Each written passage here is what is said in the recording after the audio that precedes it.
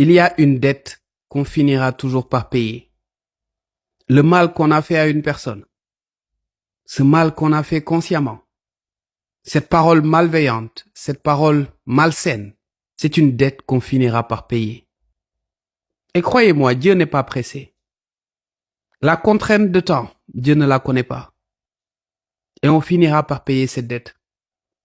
Et ce n'est pas comme une dette financière où on peut croiser les bras et dire à cette personne, je ne vais pas te payer parce que je n'ai rien. On finira par payer cette dette.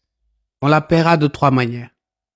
La première, on peut la payer en échouant absolument tout ce que l'on entreprend. Absolument tout. Aussi bien les projets professionnels que même notre vie sentimentale. Absolument tout. La deuxième chose, on peut payer cette dette par notre propre santé.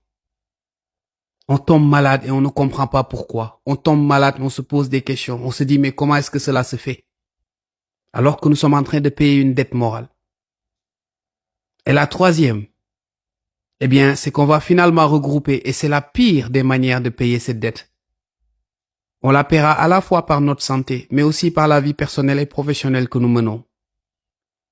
Une personne intelligente doit garder cela en tête. Il arrive des fois que nous pensions que nos vœux et nos prières ne sont pas exaucés. Mais comment est-ce que ces vœux et ces prières peuvent être exaucés si nous avons des dettes morales envers les personnes avec qui nous vivons ou même des personnes que nous ne connaissons pas?